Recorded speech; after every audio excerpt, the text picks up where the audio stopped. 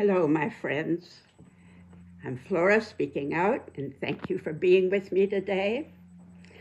Yeah, 87 years ago, 1938, when my family was in Europe, where my father was teaching for a year, there were still a lot of kings reigning in Europe. There was a king, of course, Great Britain, a reigning queen in Holland, king in Belgium, Norway, Denmark, Sweden, Greece. I may have missed a few. By that time, they were pretty tamed. Most of these kings and this queen were what we call constitutional monarchs. They did not have much power anymore. To be sure, they signed documents, that was required, but the true power was invested in the parliaments, the councils, the boards, that kind of thing. They were, there was one monarch I remember in the Scandinavian countries who called himself a citizen king. He lived in his own house. He took a bicycle every morning to the center of government. And in England, though they were a bit more formal than that, to be sure, it wasn't at all unusual to see, well, I remember seeing the little princesses being driven around town shopping in London, chaperoned by their governess. The eldest, who would become Queen Elizabeth II of Great Britain, she was only 2 years older than I was. Yeah, the kings then were more a symbol of the spirit of the nation. And when the true tyrants came in, they didn't bother to use words like king or queen anymore. That seemed to have lost power. They used and are still using, well, back then, Führer, not king, meant leader, or perhaps chairman, or perhaps supreme leader, president. These words, which lack a kind of magic, don't they? But that's where the tyranny is invested now. In fact, it's very tragic, strange that when the dictators ousted or tamed the kings, worse people rose up than ever kings had been. Those parliamentary kings of Europe back then were very heroic figures during World War II, when the Nazis were gobbling up most of Europe. I'm wondering, when I watched the demonstrators and the marchers last Saturday, the No King's Day, 8+ million Americans associating the word king really with the worst of tyrants who don't use that word anymore. I found myself wondering, should we drop the word king altogether? Which in some ways makes sense. It's not relevant to our daily life. It's difficult to think what word we would put in its place. And that got me because it's so deeply, for example, entrenched in our literature, in our great religions of the world, deeply entrenched in hymns and prayers and psalms and rituals. While I watched the 8 million gallant protesters, I began thinking a little bit about the ancient concept of kings. what the original ideal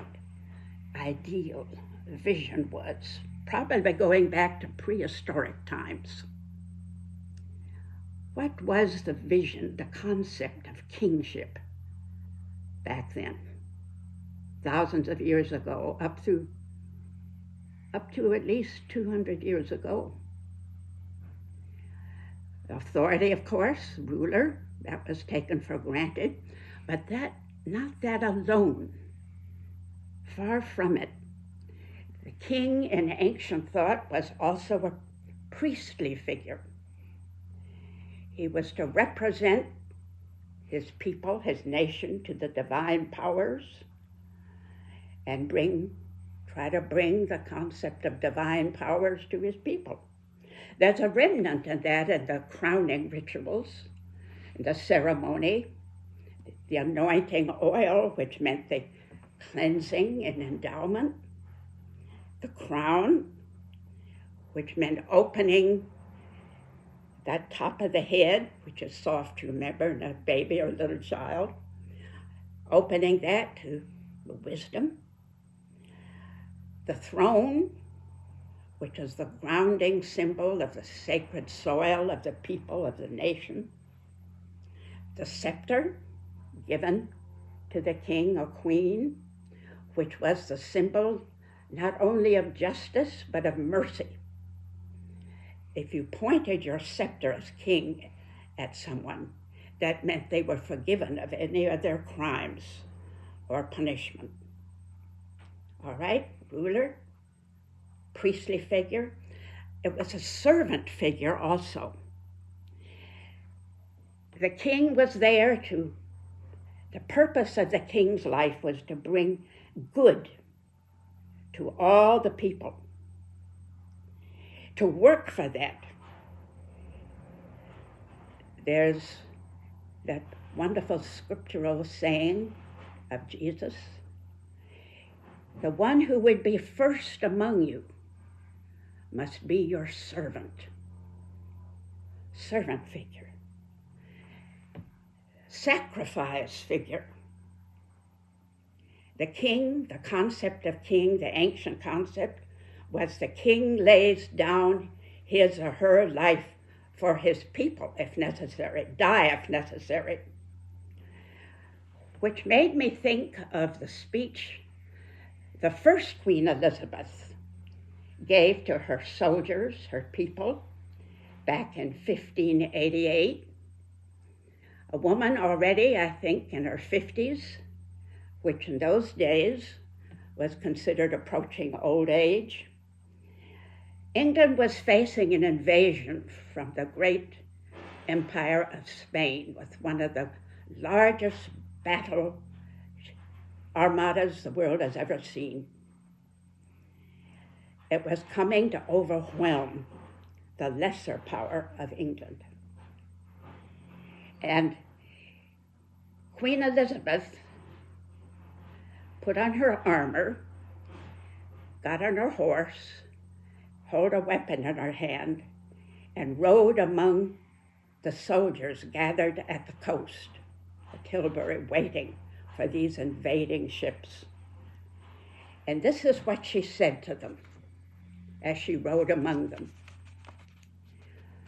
I am come among you at this time, being resolved in the heat of the battle to live or die among you, to lay down for my God my kingdom, and for my people my honor and my blood. I know I have the body of a weak woman, but I have the heart and stomach of a king. Stomach, of course, in those days was the symbol for endurance, nerve, courage. And she meant it. She'd come to the throne legally, but through great, dangerous obstacles. She nearly lost her life several times. She would have fought with them and died with them. The king, the sacrificial figure. The king, also a lawgiver. with equality of justice, that all people in his or her nation would receive equal justice. Bringer of unity, to bring his or her people together as one, to try to heal the conflicts among the people with justice and equality. And maybe perhaps most of all, the king or queen was the caring presence. The presence, the person among them who cares, who shares the joy, who shares the pain, who shares the hardship. You probably remember when Princess Diana was killed in that car accident.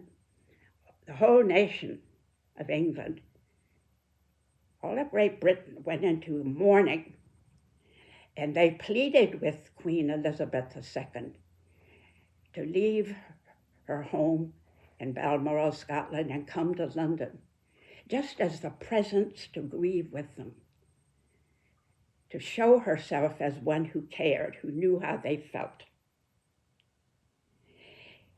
A king, a queen was a voice, a vision. Maybe we could sum it up, the embodied spirit of the people. We don't have a word, do we? Exactly to sum up this vision of the caring, law-giving,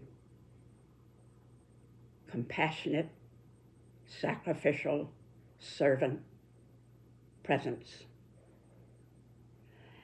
And slowly through the centuries, after the kingship had been so violated over and over by evil, greed, mediocrity, I can only think of about half a dozen kings that I know of through history who really, in many ways, lived up to this vision of what kinghood was all about. But over the centuries, there began slowly to come a new concept of what kingship really meant, as not invested anymore in one human person, but now the vision of a communal body. I began to be replaced by we. I've quoted to you before, often think of it, the end of the Declaration of Independence, with that group of men literally laying their lives down for the people. If they'd lost the Revolutionary War, they would have all been executed, just like Queen Elizabeth would have definitely been the first to die if the Spaniards had won. They meant what they said, and I'll quote it again. We here mutually pledge to each other our lives, our fortunes, and our sacred honor. Very similar to Queen Elizabeth's first great declaration, except the pronoun has changed from I to we. Where is the ancient noble King Khlopset really invested as lawgiver, servant, sacrifice, caring present, voice, vision, embodied spirit? What did we really see, we who watched the No Kings last week, the great demonstration? We saw the real king walking down those streets. The king that is now called We the People.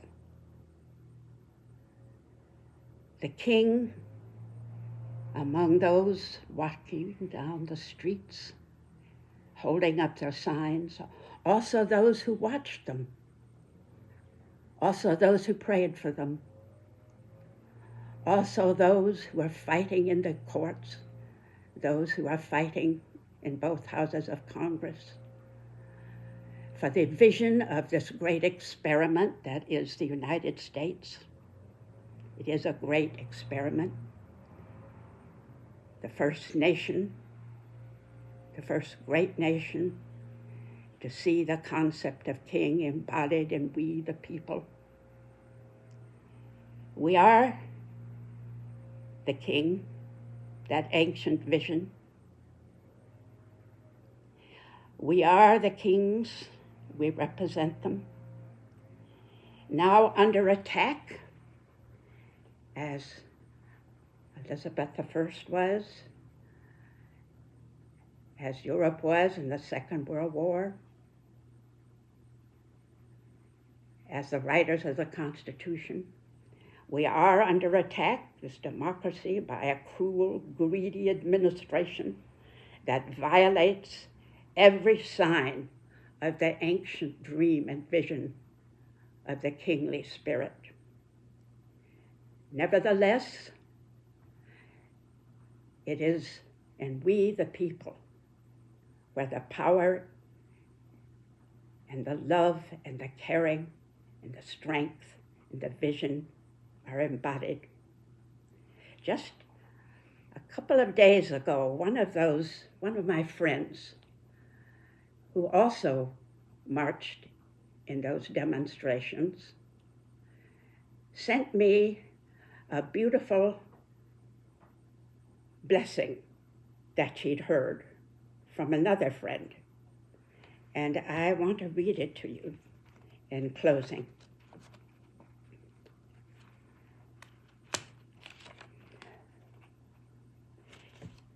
I've written it down so I won't ever forget it. And I hope all of us who try to be the true ancient vision of the kings will take this blessing to our hearts. Blessed are you who bear the light in unbearable times, who testify to its endurance amidst the unendurable, who bear witness to its persistence when everything seems in shadow. And may it be so. Thank you for being with me.